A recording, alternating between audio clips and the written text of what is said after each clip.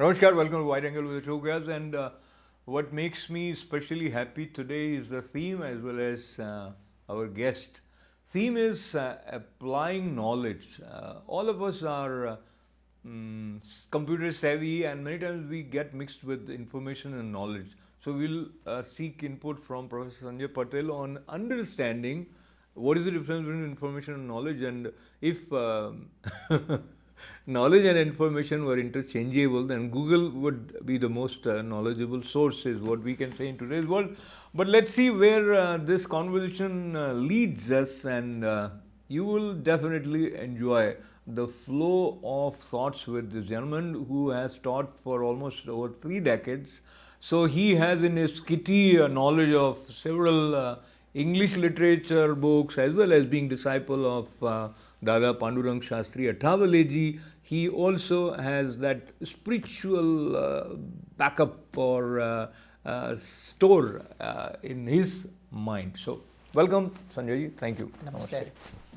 Let me begin with the simple question. When we say knowledge, we mean different things.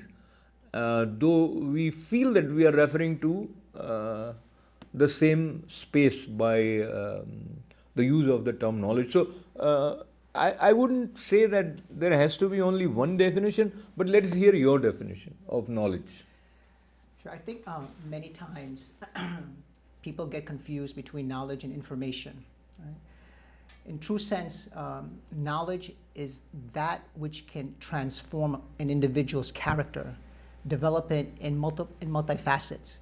It can develop the emotional state. It can develop the characteristics. It can help them transcend into even a spiritual life. Information, something simple as, we say from the Bhagavad Gita, God is within me, right? If God is within me, it's just information. But when it touches our mindset and we apply the knowledge, or if God is within me, I can live a self-respectful life, then that information transforms into knowledge, and it can have an incredible impact on an individual and the way he views society. Sometimes information is like, knowing who's the first man on moon, Neil Armstrong. That information is not necessarily knowledge. It is just some facts and figures. But knowledge has to have weight behind it in the sense that it's been used timeless. It transcends time. And that knowledge actually is what helps society progress and develop in political sense, economic sense, psychological sense, and even spiritual sense. That is the knowledge we want to have.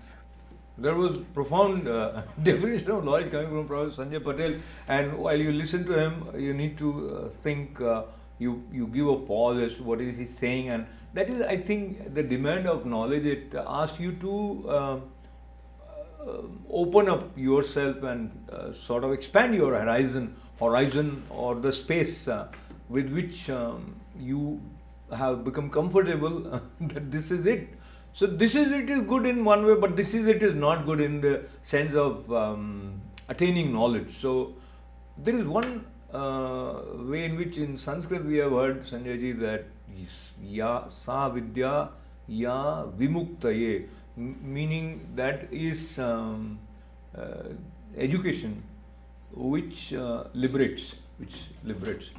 But in a modern context, we don't carry that as education. In fact, we are more oriented towards considering information as knowledge, even in our school and university teachings. Absolutely. In the sense of education, the the knowledge which is being imparted from the curriculums from the state, city, or the country, what is happening is that it is still based on skills development.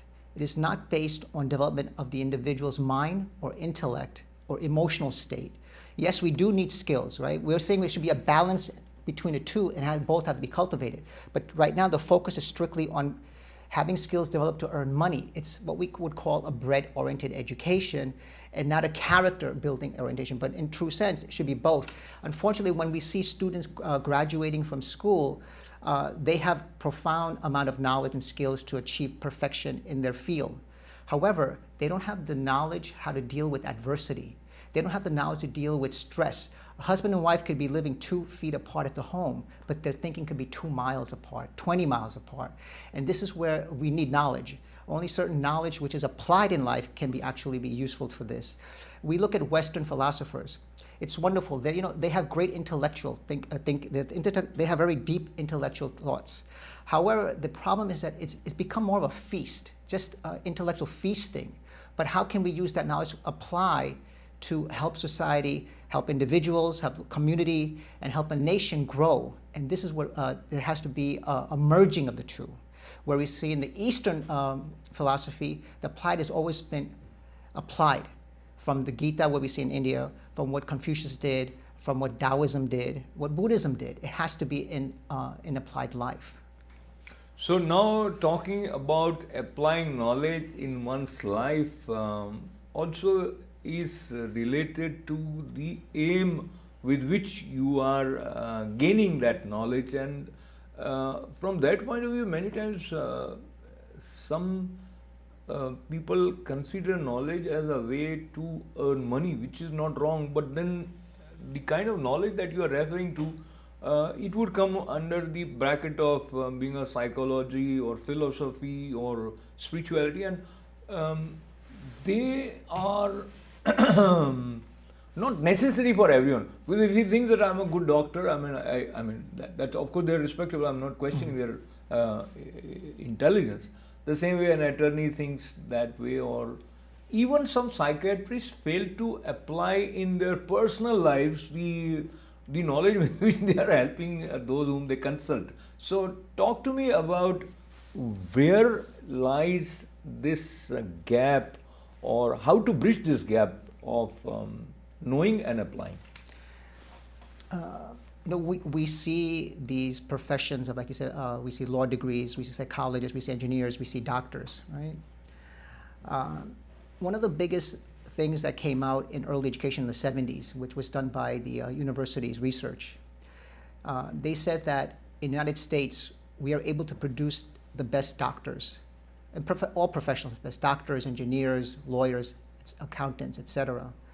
But for some reason, there is a gap. There's a huge dichotomy between these professionals and their moral character and their family life.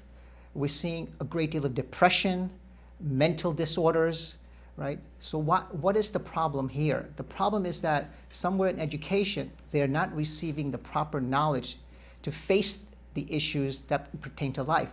It seems that we've been conditioned to think that education is only for making money. So now we need to bridge this, right? There are many ways of bridging it. There are different mediums to do this. One of the major mediums, especially for children, it has to come from home, right? Parents become the first model for them. Whatever the parents teach their children, any values of not stealing, being honest, hardworking, if they practice this, and the children are very impressionable at this young age, what they see, they mimic. We know all children mimic everything. And we know, as Sigmund Freud said, by the age of 12, everything we learn and see is pretty much set in our minds. It's been imprinted. So if we want to bridge this gap, we start from a young age. So whatever the children see and learn from their parents, whatever they see in school, if they can apply it, because it has to be by observation also. If they apply it to their life, it will be ingrained as they become adults. Now for adults, what do we do for them? For adults, it's a lot more trickier. For them, the best thing to do is that we have to constantly use the different institutions in society. We have literature, right? A lot of adults read. We have media, as you're using here. The media has to produce, the literature that is being produced has to be in a positive light. We're seeing so much of the literature, seeing the media portraying the negativity of society. And it impacts society, impacts people. It creates more and more anxieties in people. If literature can transform a person to show that we can come out of difficulties, we would see that when people read it, they would become happier. We're seeing more and more increase in self-help books today. That means there's a craving inside. People want direction. People want guidance. Okay, so let me bring a question to you which directly is not related to literature, but since you have studied so many characters and that has given you additional insight into life. So there are two types of mindset with which parents are generally upbringing or parents are instilling in their kids as they bring them up. One, you are teaching kids to become humble, considerate, respectful, etc. And or if not parents, you yourself feel that it is good to be considerate and appreciative of others' viewpoint.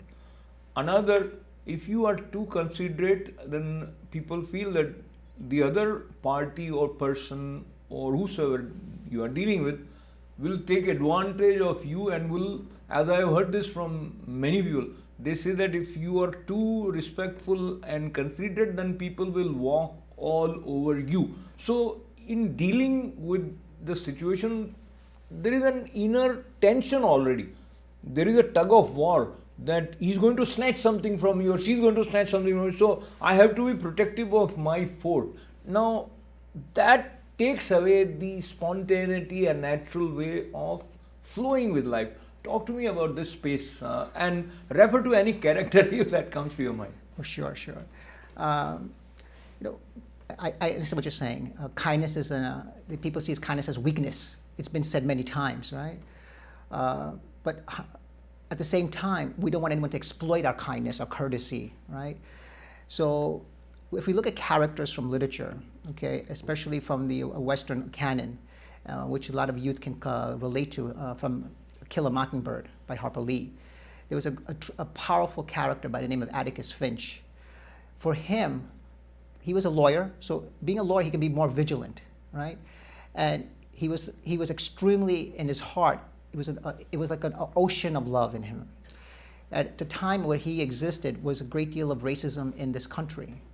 And despite that, what he was trying to show and bridge the gap is that to understand people, we have to live in their shoes. That was the quote he uses, in fact. And how did he prevent himself from being exploited for his kindness? The key thing is that he always believed in the idea of having some level of faith. We have to have faith, right? At the same time, we also have to be vigilant in our minds, or as the Gita says, we have to have dakshata, right? When we have dakshata, it will be easy to work with people and not see that they are exploiting us. The other thing here is that to prevent exploitation, right, we have to be careful not to get too involved with something, right? There has to be boundaries also. Right? Kindness with boundaries, it sounds a little ridiculous sometimes, but sometimes we do need that, right? So these are examples from the Western canon. If we look at it from the Eastern perspective, we see the Pandavas with their big heart, as Yudhishthira had a tremendous heart, right, where he pretty much was willing to sacrifice his kingdom, and he did get exploited, right? But then, of course, we do need someone in life to guide us through this. And thank God he had Krishna to show him how. And you were earlier talking about being in the same home, just 2 feet apart, but 2 miles or 20 miles apart. And then we were referring to it in the context of knowledge. So sometimes people feel that I am paying attention to knowledge, but the other person is not paying. It could be a wife who feels that she is very much sort of involved in maybe spiritual literature or whatever, but sometimes husband may feel. So how do you see that situation? Mm-hmm. Yeah, many times in families we're seeing one person is more concerned about philosophy, spirituality, and the other maybe a little less or a lot less. How to create a balance? The one who is actually walking the path to spirituality, they're the ones who have to be a little bit more open-minded. They have to be more patient, right? Because in order we can't force any kind of thoughts on anybody, any values on somebody. The most that the individual can do is to practice it in their life. And when they practice see, this is what I think the home is the greatest gymnasium of life, of values. There's nowhere else we can learn more about knowledge.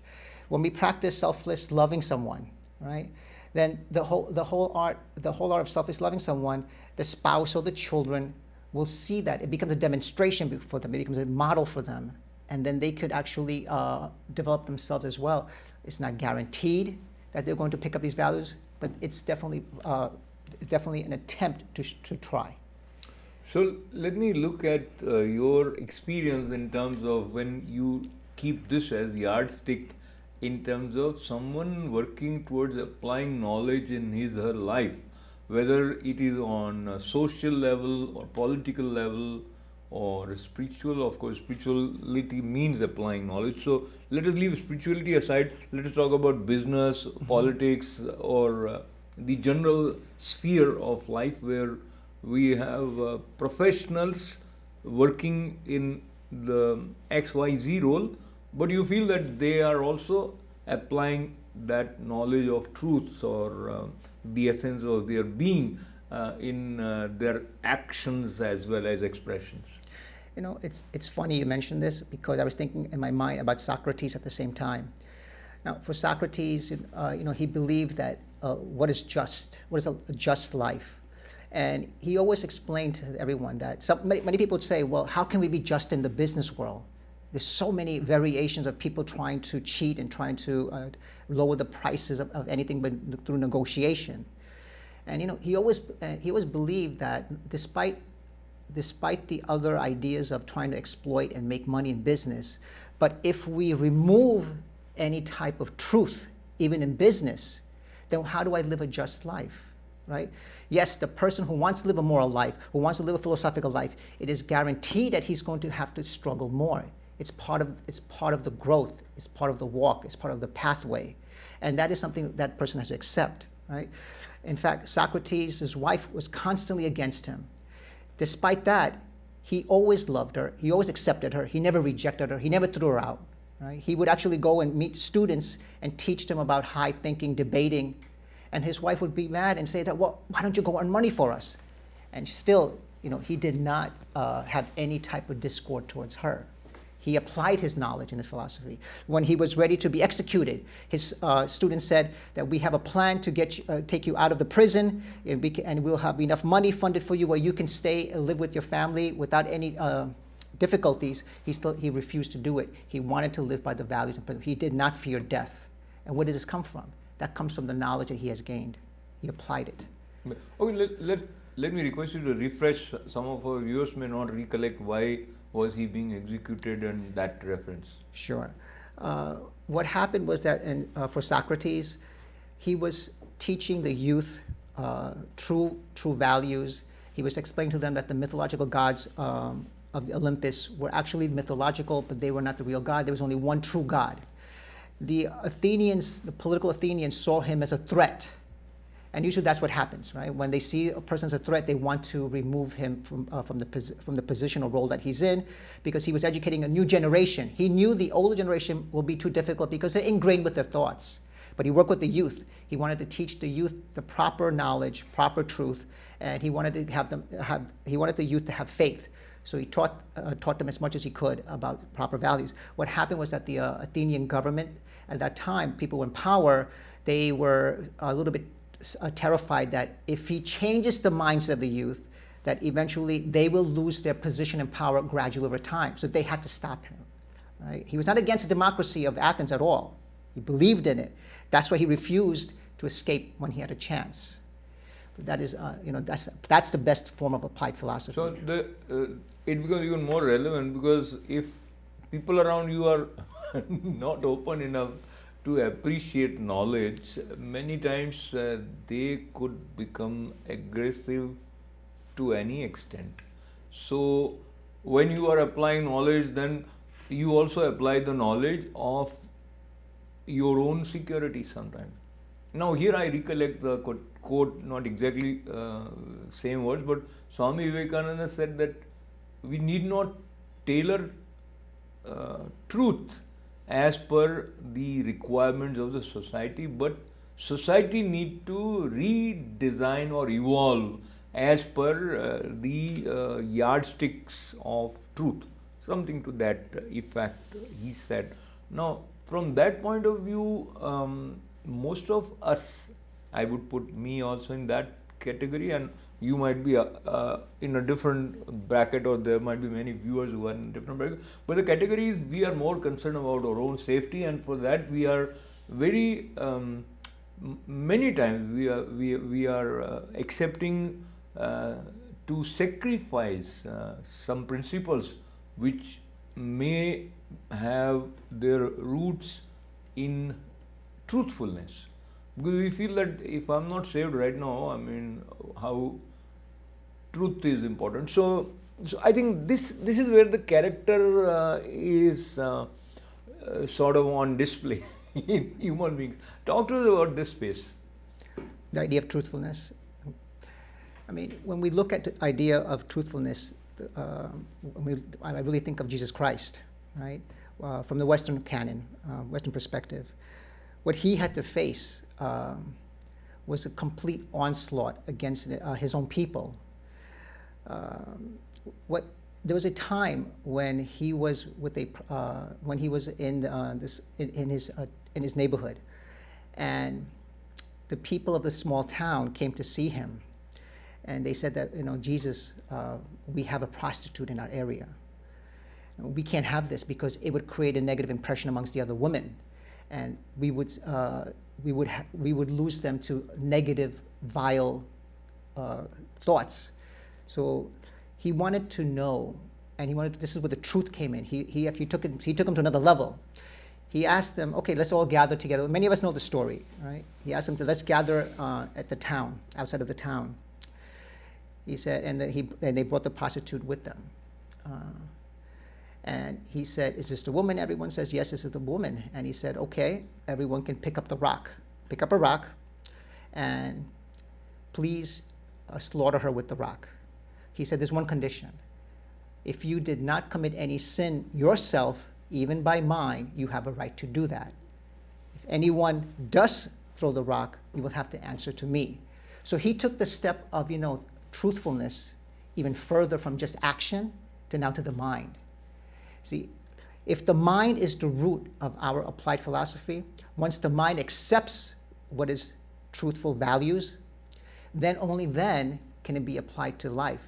Or else what's going to happen is that eventually, if I don't accept a certain value and I don't believe in it, even though I show it outwardly, there's a hypocrisy there. Eventually, what happens is that we will not be able to sustain that value. So truth has to come from the mind also. The intellect has to be steady to accept it. And this is what Jesus had tried to explain it as well. So last question, and that again you have used the word hypocrisy, and so there are some people who are very, very good, impressive speakers, and if you start recollecting in our present sphere of political orbit also, you'll see some people who are great orators, but you see their acts in White House and you will have some question marks about their integrity with their own selves in terms of the way social norms are defined, and you know who I just referred to. So, and the same way, there are some authors who are superb, but in their personal day-to-day behavior, there are some poets also like that who are very impressive. So, what is it that there is a disconnect between the integrity and character of the individual who is so excellent, who is so good as orator or as even leader or author, etc., poet, etc., artist, etc. So how do you see these two? Because many times we hear that it is important to be a good human being rather than being a good performer or whatever. So your thoughts on this? No, I'm glad you brought it up. I can start with sports for just a minute.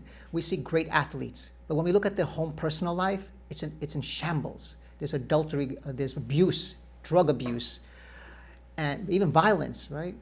I'll give an example of a famous author from Great Britain. His name is Aldous Huxley. Mm-hmm. He wrote Brave New World. We knew that Aldous Huxley, had done drugs. We knew he was doing various forms. Yet he wrote one of the most powerful, influential books, Brave New World, right? So why is there such a huge dichotomy? Sometimes what happens is that these authors are in a process of progress. They haven't achieved it yet, but they're using literature to help them as a therapy tool to grow as an individual. Sometimes they have ideas in their mind, and they want to use that to give a vision to society. Now the question becomes, should we judge them based on the book, or should we judge them based on their life as well? Absolutely. Yeah, this is the great question. And to me, I always believe that for those who write the book, the literature, their life is very important because what happens is it creates an overall aura okay, in the literature as well. Because what happens when we read the literature, and if we see that their life is there's a gap between the two, it comes in the literature, and if we read the literature, it goes into our own mind, the reader's psyche, and it can create great deal of turmoil and confusion. I do know, like we watch Indian serial movies or just any kind of serial movies, and we watch, TV shows. When we see so much vileness inside, it does go into the viewer's mind. Whatever the author is, it has to be purely what he believes in and what he actually practices, or else the negative aspect, the vileness, the disruptions in his own life, the disturbances will come in the literature, and it will impact the reader, and it'll leave an imprint on them on some level. That's just to make a point. English teachers are supposed to be a little bit more crazier. So I appreciate Professor Sanjay Patel, and I'll just have my 1 cent on this last thought. I think as beneficiaries of someone's creation, it is our discretion to decide which way we let this make an impact on us, whether we go with the book, its ideas, and disconnect it, especially when we are applying it in our lives with the person's life. Because once it is expressed, there is impersonal side to the offering, whether it is fiction or whether these are thoughts like Brave New World, Professor Sanjay Patel referred to. And this I say, our discretion is the key to our success and in applying knowledge also. And it is very rare to have these kind of enlightening and stimulating conversations, and they are uplifting. So I appreciate your presence with us here, sir, Professor Sanjay Patel. Thank you very much. So I thank him with lots of good wishes, and thank all of you with wonderful life of quality. This is Ashok. Namaste.